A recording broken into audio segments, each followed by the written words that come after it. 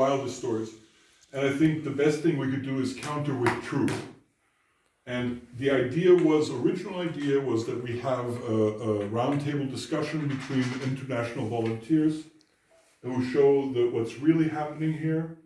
So this was not, we could do this maybe later, but I would like to change it a little bit. And I would like it to make an exchange because there's a growing frustration amongst the international volunteers. And it's kind of like we have Maseratis here that are being used to mow the lawn. And I would like to give you the floor and talk about how are things, what you see, and what's on your mind. Well, greetings everyone. I mean, I've heard about your blessed mission, all those who are met today, about saving the orphans, and honestly, it was just me, yesterday, and it's a question that we need to get our heads around how to get you those orphans to leave Ukraine right away. I can basically imagine that in these circumstances, question of authority pushing at them at the right moments, they release them. And what you described in terms of a Romanian situation, it's not the orphans who will be adopted, but it's the orphans who will be simply transferred at the time of the war to orphanages that are waiting for them in Romania. It's only reasonable that's done, especially orphans with special needs.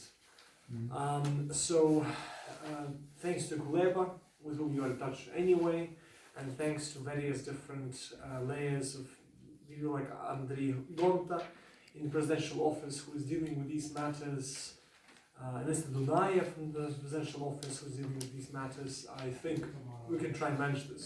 As my colleagues know, Ukrainian bureaucracy is horrible and is chaotic. So no doubt we will run into some issues here. But I have a trump card in discussion about the orphans. The trump card is the First Lady, with whom I have a decent enough relationship to dare think that when I appeal this matter to her, she can get this done. So yes, as far as getting the orphans, I think we can do that. Because again, it's only the question of these orphans, private safety for them and all that, because obviously, especially kids with special needs, especially, very hard to imagine that future in situation of active conflict and the trauma this will cause and the pain and suffering. And so yes, I'm very pleased to give use to your blessed mission here. This is bureaucracy, so I cannot guarantee things. Sometimes those unexpected things happen like that. Some of those obvious things take a long time, too long of a time. So it's not something I can immediately tell you what's going to happen tomorrow. But this is a blessed mission, which I am more than happy to help. As far as the propaganda is concerned, that is certainly a problem, and disheartening of volunteers. One thing, all volunteers, domestic, national, you understand, war is chaos. Everything is a mess. Nobody expects this. So yes, it's not a question of Maseratis being used to mow the lawn. It's a question of Maseratis not having the roads to drive on, not knowing where to refuel, not knowing who to get in touch with, or having their contact person disappear. It's a mess. So trying to make and figure it out and make something that mess is the job for each and every one of us. And in that job, it's important to be as you are, structured and mission. You have a mission that is get the kids out, and that is something we can work on. So if you tell this story, I'm sure this will help change minds. And again, it's to focus the story on the reality of what the war is. That is what is a mess, what is chaos. It's Ukrainian idiocy of bureaucracy multiplied by chaos of war.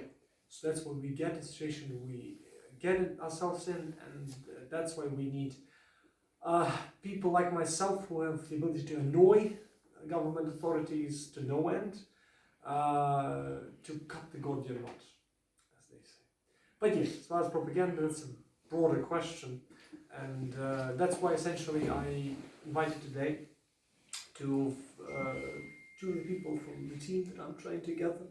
Very frustrated people, but nevertheless, wonderful people that have been carrying on themselves the cross of trying to tell this story in different languages.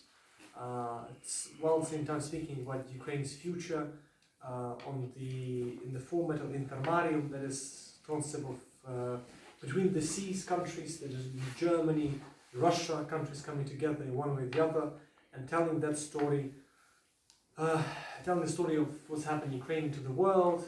And I want to give the floor to Elena and Yara, who will tell you more about the Thermarium media and its travails, its issues, and its needs. And again, thanks to your overwhelming generosity, Charles, I am hoping that we can manage some level of support for this effort, as well as addition of the structure and the people needed to be more effective in terms of that ambition that we have to create media which can tell the world about what's going on here in a structured fashion. So, yes. Excellent. I think what is needed now is honest communication and dialogue. And I think all of these issues can be resolved and will be resolved. It's just a question of honest communication and honest expectations. If you would allow me, I would pass the floor to Elena Yara and take little lessons for a moment. I'm glad to hear that we can be helpful to each other, because indeed your request meets our offer, so to speak, because we also want to provide the world with honest information about what is going on in Ukraine. And so far it's a news media informing again the world in English about latest happenings in different cities of Ukraine. And nowadays we know very well that this is news about Russian invasion, about bombardment of Ukrainian cities, about hostages, about murder, but at the same time about counterattack of the Ukrainian army, our success, and our real stories. And in this respect, it can be helpful not only in terms of informing the world in English about the developments in Ukraine, but also we can give floor to the real volunteers who came to support Ukraine. So far, it's also the part of the platform of this media, which is called Intermedium Today. Actually, it's an allusion to infamous Russia Today, because we hope that with the help of our partners, someday it will grow into something as big as Russia Today, but presenting a real truth about Ukraine and our region. Excellent. Yes, thanks. And we also, at the moment, highlight there short interviews with volunteers, international volunteers who came to support Ukraine. We ask their names, so they reveal publicly their identity, they explain their motivation, and they are open for the further communication. So of course they can also connect them to you, and they will be happy to tell you what they're doing here and what they plan to do next, because next will happen the front line. So in my opinion, we can really make it bigger. So far it was meant to be a Ukrainian media, a regional media with the help of our partners, but since we already met here and we know that we basically pursue the same goal, I also invite you to join our efforts and discuss what we can do together to make it really visible outside of Ukraine. Excellent, very good. I would like to have you guys add. Do you have anything to add to that from the team? Actually, what I want to add to all this speech, actually, absolutely agree with Elena. She told the most important thing. But I think the main mission of our media is not only to tell story about what happened here in Ukraine. It's to show that we are Ukrainians and we are Ukraine, the same civilization as the other world. And so we are not something somewhere very far. We have the same problem that the people somewhere in Oklahoma, yes, yes. or somewhere in London, yes. And people need to see something common. Yes, we're a connected world family. Yes, yes. And actually, I see that people from USA, for example, don't know what happened with the American people here. For example, the story with journalists that a lot here, and they was so dramatically killed. People don't have information from the first point. Yes, they just waiting for information that will comes from some Ukrainian official medias and go to the international media platforms and go to the others country, and it's so long. The point from the from accident and point to the final delivery of information is so long. It could be a couple days, and I think it's it's the biggest drama because information should go faster. And when we give the first information, we give it to the audience, one of the first, they shocked. They don't understand, don't know what happened. And I think that we can change the situation and to give the information to the world more faster. Yes.